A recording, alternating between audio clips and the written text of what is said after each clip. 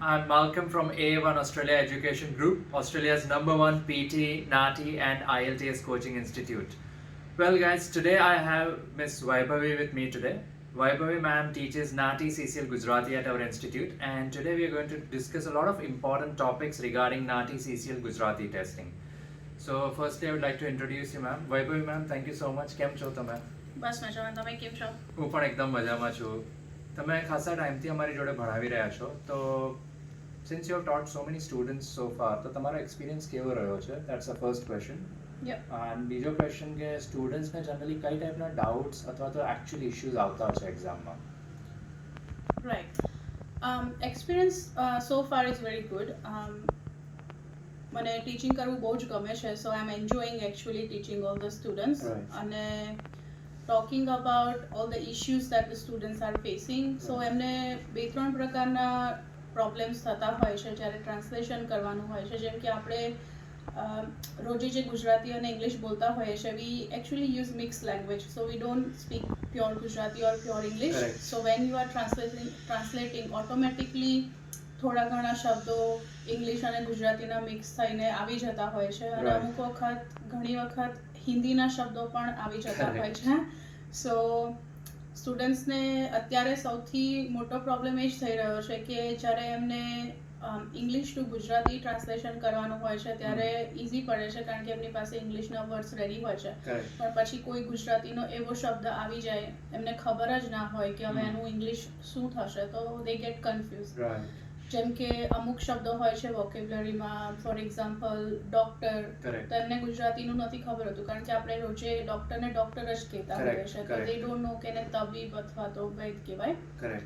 અને સેમ રીતે જેમ કે ગુજરાતીમાં કોઈ રોગ આવ્યો કે જેમ કે ડાયાબિટીસનું ગુજરાતી નથી ખબર હોતી બધાને, બરાબર, તો આપણે જ્યારે આપણે મધુપ્રમેહ કહીએ તો સ્ટુડન્ટ્સને નથી ખ્યાલ હોતો કે એકચ્યુઅલી એને શું કહેવાય.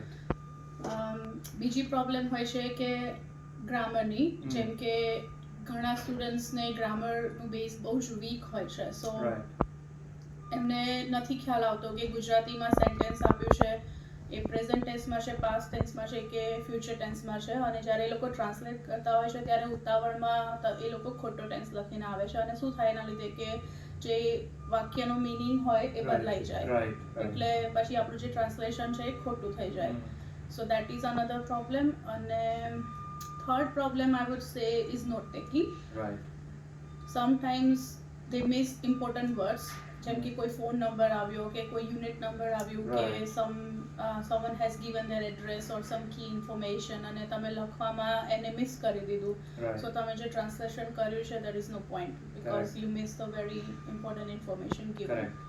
So I think the three main points, one is vocabulary, second is grammar, which includes mainly working on tenses, and the third is note taking. Yes. So ma'am, note taking માં તમે કોઈ technique કે tip આપી શકો કે sentence ક્યારેક લાંબુ આવી જાય સેગમેન્ટ, તો એમાં સ્ટુડન્ટ્સ કઈ રીતે નોટ ટેકિંગ કરી શકે? With the note taking, I've always suggested all the students કે બધાની note taking skills different હોઈ શકે છે. જરૂરી નથી કે કોઈ પણ સ્ટુડન્ટની એક સ્ટાઇલ છે તો તમે પણ એ જ ફોલો કરો, because you may not find that comfortable, અને તમારે જે કમ્ફર્ટેબલ હોય એ જ ફોલો કરવું જોઈએ, કારણ કે એક્ઝામમાં તમે જ હશો અને તમારું જે નોટ્સ લખ્યા હશે you are going to read it.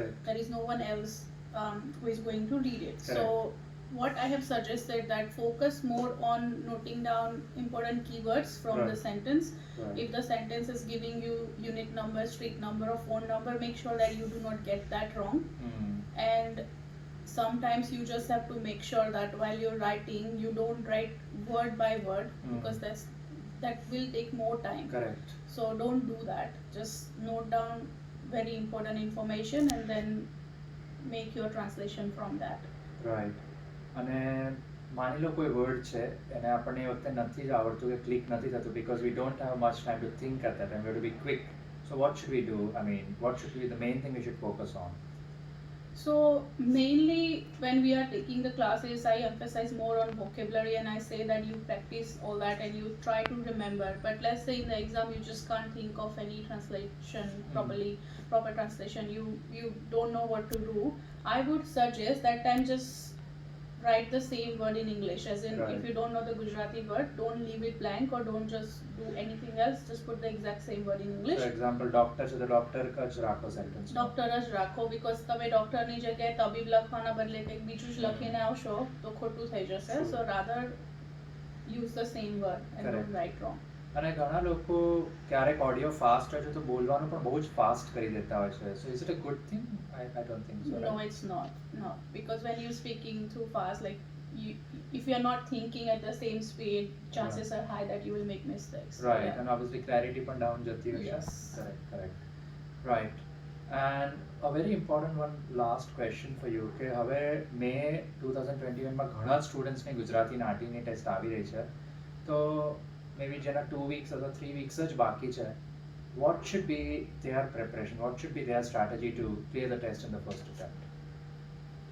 Right. So for them, my suggestion is that try practicing all the audios and the scripts that we have provided, Right. because the more you practice, chances are high that you will remember all those words and you will not struggle in the exam.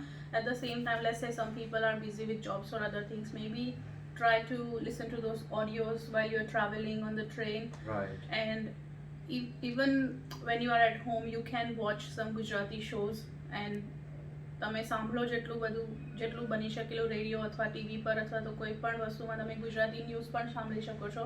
Right. તમે જેટલું વધારે ગુજરાતી સાંભળશો તેટલું તમને વધારે knowledge તમારું વધશે. અને ઇંગ્લિશ તો તમને આવડે જ છે કારણ કે તમે અહીંયા રહો છો એટલે daily you speak in English. Practice વધારે ગુજરાતી વર્ડ્સની જરૂર છે, એટલે તમે જેટલું વધારે ગુજરાતી સાંભળશો એટલું તમને વધારે જાણવા મળશે. Right. અને Right. બાકી તમે ક્લાસ રેગ્યુલરલી અટેન્ડ કરો, અને આપણે મોક ટેસ્ટ પણ અરેન્જ કરીએ છીએ બધા સ્ટુડન્ટ્સ માટે, એટલે Right. તમે મોક ટેસ્ટ પણ આપો તો definitely you will get good scores. Right. So friends, as Vaibhavi ma'am said, you should definitely try to get some more information from viewing good news items. You can read newspapers. તમે podcast પણ સાંભળી શકો છો. ખાસ કરીને મેમે જેમ કહ્યું, તમે જ્યારે ટ્રાવેલ કરી રહ્યા છો એ વખતે ખાસ maybe on the phone or in your car, you can just listen to some segments of the dialogues which we share, or from anywhere you can get the material and just utilize your time smartly. And Vaibhavi ma'am, now for the students, if you can give a small demonstration, maybe 2 or 3 segments કે કઈ રીતે delivery કરવી જોઈએ.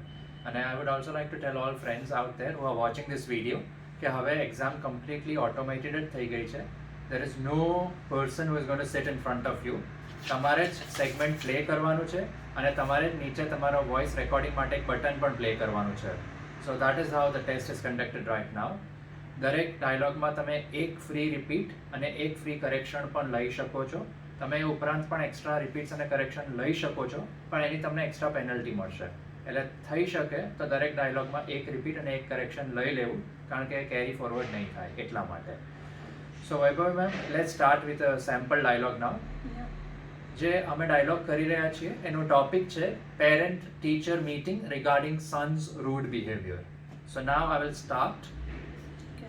The first segment is in English. Hello, Mrs. Shah. Thank you for coming today.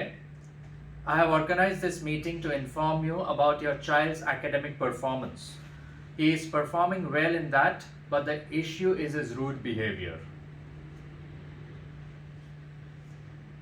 નમસ્તે શ્રીમતી શાહ, આજે આવા બદલ આભાર.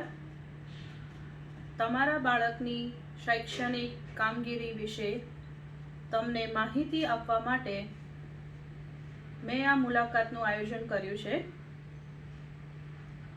તે તેમાં સારો દેખાવ કરી રહ્યો છે, પરંતુ સવાલ તેના અસંસ્કારી વર્તનનો છે. ઓકે, આ ખાસો લાંબુ સેગમેન્ટ હતું. ફર્સ્ટ અને ઘણા લોકો મે બી ગભરાઈ પણ જાય તરત આવે એક્ઝામમાં. યસ. સો આમાં તમે જણાવી શકો વ્યુઅર્સને કે તમે કયા વર્ડ્સ ખાસ નોટ કર્યા જ છે આ સેગમેન્ટમાં? That's a very good question, because yes, I agree, it was a very long sentence. So what I have written down here is, in the first line I have written coming today, thank you for coming today. Then I have said organized meeting, academic performance. Right. Then I have said performing well, issue is rude behavior. So when you were talking about, like, saying the sentence, I will remember other words in my mind automatically, but if I already have the key points that they have organized the meeting about the academic performance and rude behavior, then you can translate well.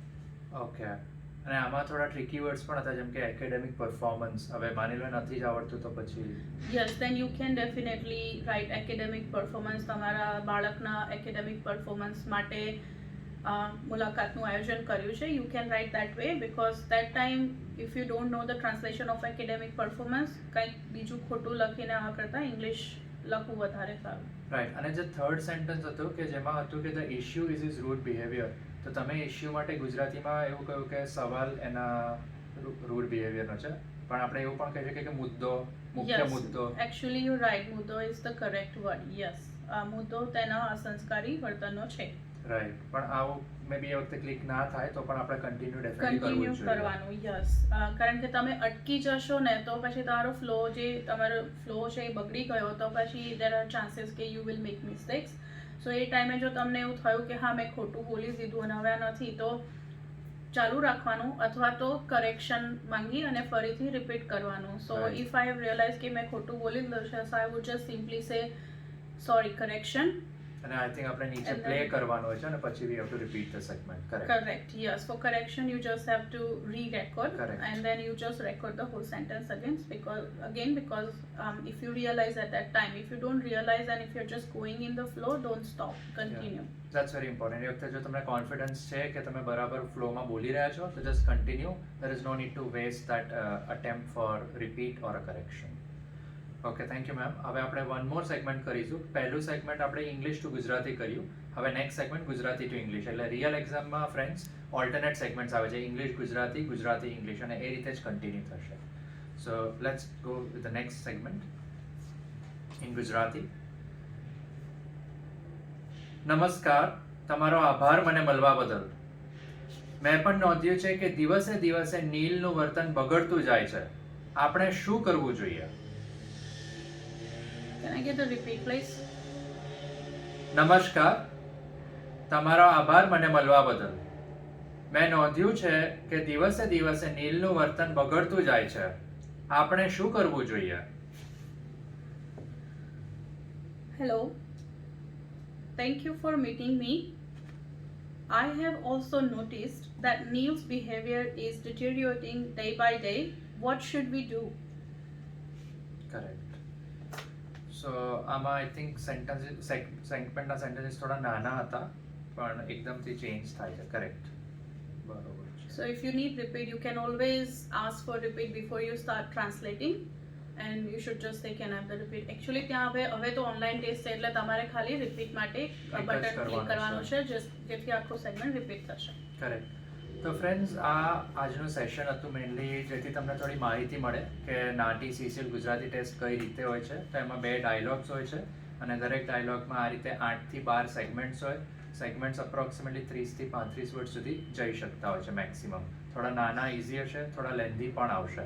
એટલે the only thing which can help us is practice and more practice. So friends, if you're looking for any help with Nati CCL Gujarati coaching, please contact us. You can always call us on 0466 466603. You can also send us a message from WhatsApp. અને જે મિત્રો ઇન્ડિયામાં છે અથવા બીજા કન્ટ્રીઝમાં છે જેમને Australia migrate થયું છે અને નાટી સીસીએલ આપી છે, એ લોકો ગમે ત્યાંથી નાટી સીસીએલની ટેસ્ટ આપી શકે છે. કમ્પ્લીટલી ઓનલાઈન ટેસ્ટ છે, વર્લ્ડ વાઇડ બધેથી એક્સેપ્ટેબલ છે. અને અમે ઓનલાઈન કોચિંગ પણ આપીએ છીએ, વીકલી ખાસા દિવસોમાં આપીએ છીએ. મોક ટેસ્ટનો પણ સપોર્ટ છે અને Vaibhavi ma'am is always there to help you in your doubts. So for any queries call us or also visit our website oneaustraliagroup.com. Thank you so much. I am Malcolm. Thank you.